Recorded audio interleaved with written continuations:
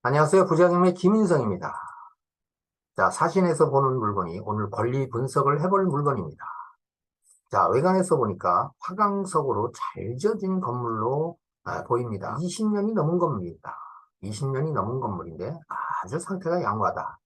건물은 관리하기 나름입니다. 경기도 고양시 일산서구 탄현로 6번길 35, 토지 소재지로 보면은 탄현동 1600-13번지에 소재하는 반지하 1층에 지상 3층 다가구 주택인데 가구수가 17가구나 됩니다. 자, 이 당시에는 반지하로 이렇게 짓는 것이 아주 일반적인 주거 형태였죠. 지금은 이제 반지하로 거의 이제 건축을 안 하지만 감정가가 12억 500여만 원에 시작해서 아주 폭락을 했습니다. 반값 이하로 떨어져서 5억 9천여만 원에 시작되는 아주 매력적인 금액입니다. 그냥 일반적으로 생각해도 17가구에서 보증금 정도에 따라 다르겠지만 월세로 받는다 치면 얼마가 나올는지는 여러분들 금방 계산이 나올 겁니다. 보통 완룸 같은 경우에는 40만 원 정도가 평균적입니다. 서울을 중심으로 한 주변 도시에는 완룸이 35만 원에서 40만 원, 어디 지역은 50만 원까지도 갔는데 평균 40만 원 잡아도 거의 월 700만 원 정도가 수익이 발생하는 아주 대박 물건에 속하는 그런 물건입니다. 거기다가 5억 9천여만 원에 시작돼 가격 경쟁력 또한 아주 좋습니다. 가격 경쟁력이 좋다는 얘기는 그만큼 수익을 높일 수 있다. 또 이렇게도 우리가 분석할 수가 있습니다.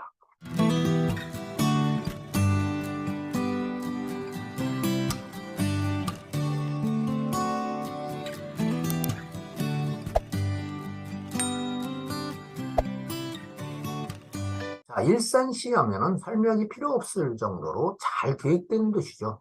주거기능과 상업기능, 뭐 등등 문화시설들이 잘 갖춰져 있는 좋은 도시라고 알려져 있죠.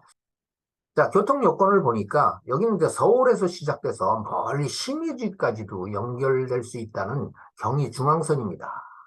자, 신의주까지는 먼 훗날 가야 되겠죠. 근데 여기 이제 탄현역이 가까운 거리에 있습니다. 불과 1.2km인데 자전거로 4분 거리라고 하니까 차량으로는 1, 2분 거리에 위치하고 있는 오늘의 물건이고 또 일산역도 있습니다. 일산역도 1.3km. 자전거로 4분 거리면 역시 여기도 차량으로 1, 2분 거리에 W역을 가지고 있는 아주 좋은 위치에 가지고 있다. 주거지 내에도 택지개발지구이기 때문에 도로가 잘 이렇게 형성되어 있는 것을 보이고 뒤에는 이제 고봉산과 여기 이제 황룡산이 자락에 있어서 주거 환경도 쾌적한 그런 주거지라고 보면 되겠습니다. 로드뷰를 통해서 한번 해당 물건을 가깝게 보겠습니다. 자, 이 물건이죠. 블록은 그렇게 크질 않습니다. 근데 바둑판 모양 택지가 잘 정비되어 있어 아주 깨끗한 상태를 확인해 볼 수가 있고요. 이게 주거지 이면도로인데 뭐 여기는 이제 일종 주거지역이기 때문에 층수 제한이라든지 가구수 제한이 똑같습니다. 자, 오늘의 물건을 향해서 한번 가보겠습니다. 지금 보시는 물건이 오늘의 지금 분석하고 있는 물건입니다. 앞서 사진에서 봤듯이 상태 상당히 양호합니다. 그냥 안정적인 다가구 주택 밀집 주거지역이라고 보면 되겠습니다. 도로도 한 8m 정도 돼서 한쪽으로는 얼마든지 주차를 낼 수 있을 정도로 충분한 도로망을 가지고 있는 쾌적한 주거지역이라고 보면 되겠습니다. 자, 지금까지 위성을 통해서 지리적 위치와 로드뷰를 통해서 해당 물건의 도로 상황과 건물 형태를 분석을 해봤습니다. 자, 법원 경매 정보지를 통해서 사건을 검색해 보겠습니다. 사건 번호는 2022-3352 강제경매로 고양 지원에서 2024년 2월 7일 날 진행되는 물건으로서 최초 매각 가격이자 감정 가격이 12억 500, 4만 1,800원에 시작해서 이번 차수 3회차입니다. 49%로 시작되는 최저 매각 가격이 5억 9천 47만 원에 시작되는 그런 물건입니다. 매각 목록을 보니까 토지, 건물, 제시의 부분이 있습니다. 이 세 부분이 이제 일괄 매각이요. 대지가 254.9평방미터에 평수로는 77.11평. 건물은 지하 1층에 지상 3층에서 연면적이 170평 정도 되는 중대형급 다가구 주택이라고 보면 되겠습니다. 무려 17가구가 있기 때문에 상당히 큰 매력적인 그런 가구수를 보유하고 있는 물건이라고 보면 되고요. 각 층의 면적을 보니까 각 층에 37평씩이나 되는 아주 넓은 면적을 가지고 있습니다. 또 옥탑도 있죠. 가구수의 분포를 보니까 지하 1층에서 지상 3층까지 각각 4가구씩에서 16가구, 그리고 옥탑방까지 해서 총 17가구가 지금 거주하고 있는 공동주택으로 운영되고 있다. 자, 이거는 이제 정보지상에서는 이제 공동주택으로 이렇게 표기되어 있지만 실질적으로 다가구 주택은 단독주택입니다. 그래서 이건 이제 단독주택인 다가구 주택 매물이 나왔다. 자, 이렇게 확인하면 되겠습니다. 건축물관리대장입니다. 건축물관리대장을 보는 것은 이 건물에 위반 건축물로 등재가 돼 있는지도 보고 건축 허가상은 구조라든지 또는 가구수가 어떻게 지금 나와 있는지를 확인하는 것이 중요하죠. 그래서 이건 철근 콘크리트 구조고 일종 일반 주거지역입니다. 여기는 대개 보면 이제 택지개발지구로 이렇게 지정돼서 택지가 조성되는 지구는 거의 일종 일반 주거지역입니다. 그만큼 이 건폐율이라든지 층수라든지 용적률이 좀 낮다. 이렇게 보면 되겠습니다. 그래서 여기는 이제 지하 1층에서 지상 4층까지 각각 한 가구씩에서 4가구로 이렇게 허가났는데 지금 어떻습니까? 17가구가 임대를 놓고 있는 그런 상황이죠. 가구수를 증설했다는 얘기죠. 대한민국의 택지개발지구의 일종 일반 주거지역에는 거의가 이런 현상입니다. 가구수를 극히 제한하기 때문에 높은 토지 가격과 건축비를 충당하기가 힘들죠. 이런 상태로 가구수를 뽑아가지고는 수익을 만치기가 힘들기 때문에 상당히 많은 건축주들이 가구수 증설을 통해서 수익을 올리고 있는 것이 현실입니다. 이 물건도 마찬가지입니다. 그런데 이 물건은 위반 건축물로 2023년 11월 8일 현재까지는 지정이 안 된 그런 물건입니다. 그만큼 지정이 안 됐으면 건축주가 유리하다는 얘기죠. 자, 이 물건의 사용 승인일은 2002년 7월 9일, 약 20년이 좀 넘은 건물이고요. 자, 여기서 이제 위반 내용이 있는지 없는지를 한번 확인을 해보니까 아무런 기재가 없습니다. 보통 건축법이 위반되면 여기 변동사항에 위반된 내용을 이렇게 기재를 하면서 위반 건축물로 노란 그 표시를 해주는데 이 물건은 지금 현재 그런 내용은 없습니다. 그러나 어차피 가구수가 증설되면 건축법이 위반됐기 때문에 이 물건에 대해서 입찰을 관심을 갖고 또 낙찰까지 생각하는 부분은 향후에 위반 건축물로 인한 이행 강제금 부분까지도 한 번쯤은 잘 체킹을 해야 될 그런 부분입니다. 미리부터 뭐 긁어 부스럼을 만들 필요는 없죠. 지금 위반 건축물로 지정이 안 돼 있기 때문에. 그러나 체킹은 해봐야 될 그런 부분입니다. 건축물 관리 대장을 통해서 물건에 대한 내용을 한번 좀 점검을 해봤습니다. 내부 구조도입니다. 지하 1층에서 지상 3층 복도와 현관 전경인데 똑같습니다. 지하 1층에서 3층까지가 이렇게 각 호실이 다 표기가 되어 있고요. 이제 옥탑방입니다. 그래서 총 17가구가 세팅돼서 지금 임대를 놓고 있는 그런 상황으로 지금 확인이 됩니다. 감정평가서입니다. 감정평가에 대한 평가 시점은 2022년 7월 6일자. 자, 이때부터 지금까지 뭐 그렇게 그 다가구 주택이라든지 수익형 건물에 있어서는 가격의 변동이 크게 없다고 보고 이 지금 감정 가격이 일반 거래 가격에 맞는 가격이다. 이렇게 보고 우리가 평가를 하면 되겠습니다. 매각 목록은 토지하고 건물 제시의 건물이 이렇게 포함된 것을 이제 확인하고요. 공구상 면적과 실사용 면적이 같습니다. 똑같이 나온 것을 확인합니다. 자, 여기서 이제 제시의 건물이 뭐냐? 바로 이 옥탑 부분입니다. 자, 옥탑 부분에 증설을 해서 매각 목록으로 나왔는데 옥탑 부분에 대한 평면 구조를 보면 옥탑방이 일반적으로 옥탑방 달랑 완룸이 아니라 방이 3칸에 거실까지도 있는 그런 옥탑방을 만들었습니다. 여기 이제 상당히 많은 이제 또 월세 수익을 발생할 수 있는 그런 구조죠. 자, 토지 등기부 등본입니다. 토지도 2016년 7월 25일 날 이제 상속을 받은 물건이고요. 자, 압류가 4건에다 뭐 경매도 4건이 들어와 있고 근저당도 2건이 있습니다. 자, 권리 분석에 있어서는 토지보다 건물이 우선입니다. 자, 건물을 볼까요? 자, 이 물건은 2016년 7월 25일자에 토지와 건물을 상속을 받아서 지금까지 한 8년여간을 임대 수익정리에 있다가 2022년 6월 28일자 임차인이 임차보증금 4,800만 원에 대해서 임차권 설정에 기해서 강제경매 신청이 들어온 겁니다. 그래서 청구 금액은 임차보증금은 4,800만 원이 되는데 이 청구 금액이 좀 작죠. 청구 금액이 작으면은 보수미 권리자가 경매 신청을 했을 때 잉여금이 없으면 법원에서는 강제로 기각을 시킵니다. 취소를 시킵니다.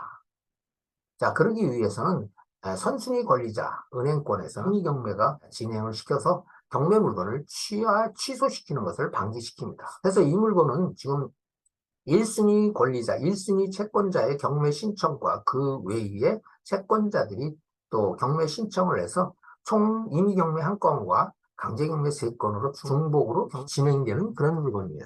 그러나 뭐 최초의 강제 경매 절차에 따라서 나머지도 다 따라가게 돼 있죠. 자, 이 물건에는 세무서 외에 압류가 3건, 총 4건이 설정되어 있고요. 근저당이 2건 있습니다. 농협자산관리에서 3억 6천, 또 일반 채권자가 1억 5천이 지금 설정되어 있는 것을 확인하고요. 임차권도 2건이 있습니다. 자, 해서 이 물건에는 이제 말소기준 권리가 2012년 9월 25일자 근저당권으로서 이 근저당권 말소와 동시에 해당 물건에 설정되어 있는 권리들은 전부 소멸돼서 등기상 인수되는 권리가 없는 깨끗한 물건으로 지금 분석이 됩니다. 매각물건 명세서입니다. 매각물건 명세서의 말소기준권리 표기도 역시 2012년 9월 25일자. 자, 이 근저당권의 등기상 접수 일자와 임차인들의 전입신고 일자와 비교를 해서 대항력 유무를 좀 가려야 되겠죠. 그게 핵심적인 임차인 권리 분석입니다. 자, 이 물건에는 총 관제하 1층에서 지상 3층을 포함해서 총 17가구 중에 전입신고인은 17명이 되어 있습니다. 자, 그러나 전입신고 세대수 17가구 중에서 16세대는 대항력 없는 임차인입니다. 대항력 없는 임차인이라는 것은 매수인이 매각대금 외에 추가로 임차 보증금을 부담을 하지 않아도 되는 그런 임차인이라 생각할 수가 있습니다. 자, 이 물건에는 그러나 한 세대가 지금 이게 대항력 있는 임차인으로 나오는데 여기 2012년 3월 9일자가 전입신고고 말소기준권리하고 비교해 볼 때 전입일자가 빠릅니다. 그래서 여기는 이제 호수도 미상되어 있지만 우리가 대항력 있는 임차인으로서 임차 보증금 상당액을 인수를 예상을 해야 됩니다. 그런데 상당액이라는 건 이미 여기에 최고가가 전세 금액이 한 6천만 원으로 돼 있고 월세도 뭐 225만 원, 1040만 원 이렇게 지금 신고되어 있는 것을 봐서 최고가가 6천만 원 한도로 생각을 하면 되겠습니다. 등기상 권리는 해당이 없음을 등기부 등본을 통해서 우리가 이제 확인을 했습니다. 자, 이 물건은 배당여고 17가 중 7세대는 소액보증금에 의해서 최우선 변제를 받는 그런 임차인을 참고로 우리가 이제 확인을 해두면 좋겠습니다. 이제 주변에는 이제 매물대가 어떻게 형성이 되어 있는지 확인을 해볼까요?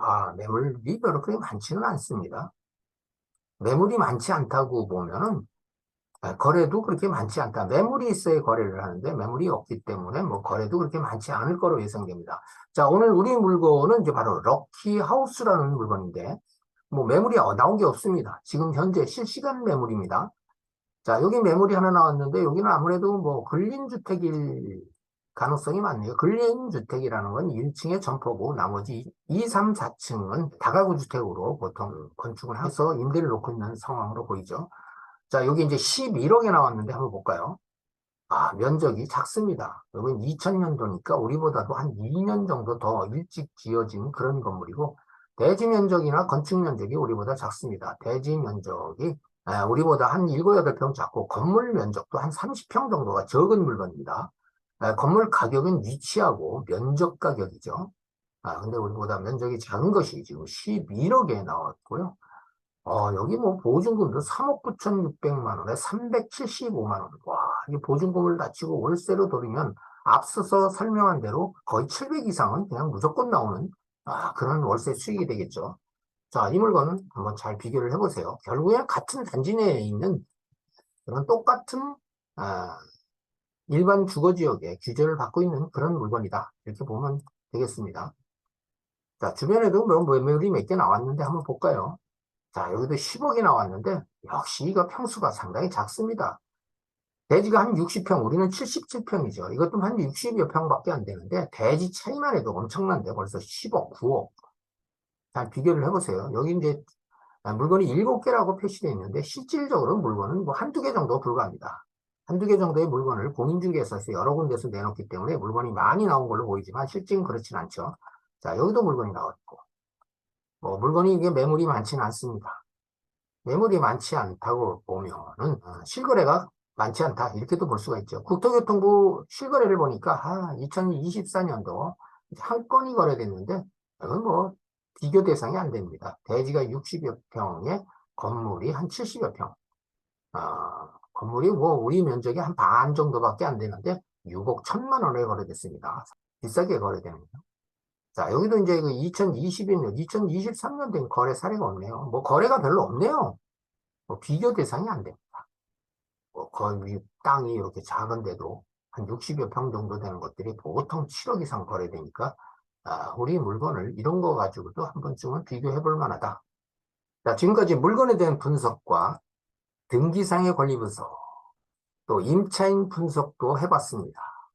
자, 오늘의 물건에 대해서 관심 있는 분들은 반드시 현장 답사를 통해서 물건의 상태라든지 또 실제 임대 시세라든지 매매 시세 등을 잘 분석한 연후에 최종적으로 투자 대비 임대 수익성 분석까지 같이 해본 후에 좋은 가격으로 입찰해서 낙찰받기를 기대합니다. 여기까지입니다. 구독과 좋아요는 영상 제작에 큰 힘이 됩니다. 감사합니다.